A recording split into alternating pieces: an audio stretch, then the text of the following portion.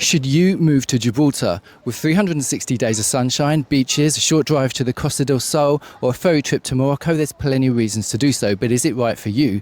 My name's Jay. I relocated from the UK to Gibraltar in April 25, and in this video I'm going to break down everything you need to know about living here, including working, driving, housing and more. Gibraltar is 2 square miles in size. It only has 50 miles of road network, so it's very, very condensed. There's a lot of people who live here. It has a population of around 35,000 people that's made up of, I don't know what the exact mix is, but you've got expats and you've got local Gibraltarians who are born here. Most residents regularly cross the border to use the Spanish supermarkets and shops, which are cheaper, as well as the beaches, nightlife and restaurants. Many also own properties in Spain. It does get claustrophobic because it's so small. They drive on the right and you can use your UK license here, but there are no car rental companies, so you either have to buy a car or rent every time you go into Spain. Note that you can't officially drive a GIB registered car in Spain with a UK license, but you can swap your UK license for a GIB one.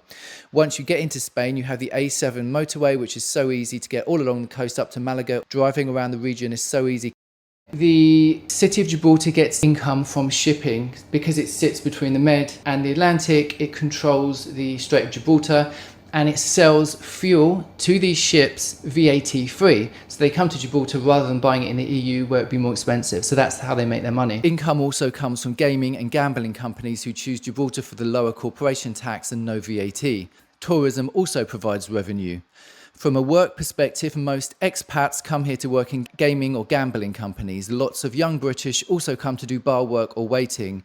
I've also met lots of British electricians, plumbers, handymen and builders. So if you can work in any of those areas, you will find a job. But tax rates for average salaries are similar to the UK. It's only the very rich who get the low tax rates. You can come to Gibraltar and work and live with a British passport, but to get healthcare and the ID card, you have to apply for residency. Definitely get professional tax advice before coming. In the UK and in America, nobody wants to work. Everybody would prefer to be rich and sit at home all day and drive a Lamborghini, right?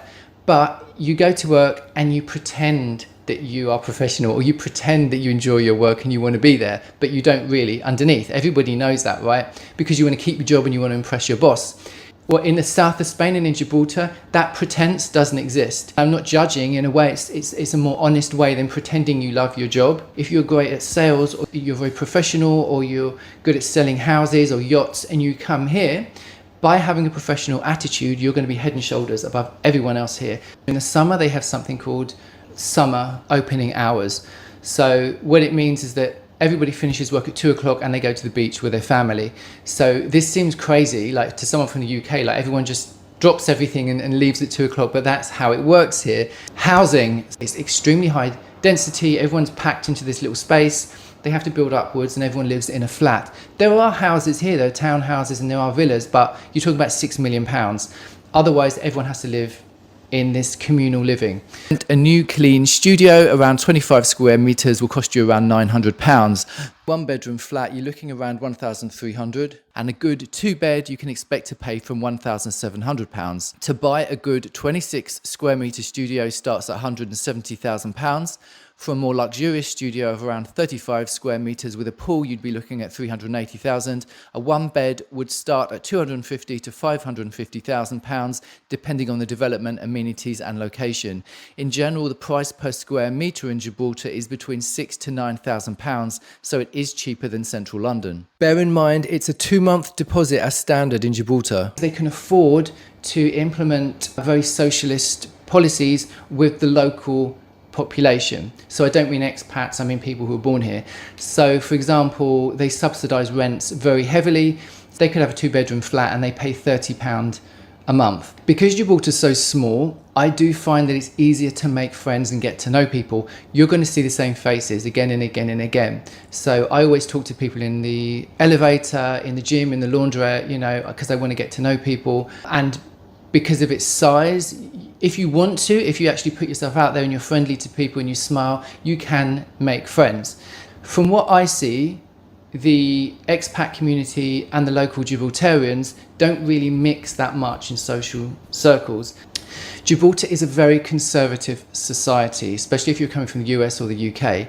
They've only ever done 3 gay prides. Abortion was illegal until around 5 years ago when they did a referendum. The buses stop at 9 p.m. There are some bars, restaurants and pubs, but not what I'd call nightlife.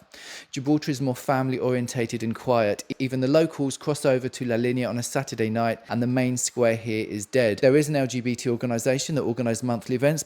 The good thing is that electricity and water is much cheaper than the UK, and when you get your bill, the government subsidises a small amount. In my case, it's about £4 or £6 per month, which is better than nothing. So that was a lot of information. If you're coming to Gibraltar because you're going to have a massive tax saving, because here there's no VAT, there's no capital gains, there's no inheritance tax, there is no TV tax or road tax. If you're coming here for a specific tax reason, then all of this is secondary. None of this matters because you're going to save loads of money, and in the long run, you know, you'll be happy or whatever. If there's anything else you want me to cover in a video, please comment below. If you've got any questions about living here, I'll definitely try to answer them. Please comment below. Thank you for watching. If this has been helpful, please subscribe, give me a thumbs up so my channel can grow. And yeah, I'll see you next time.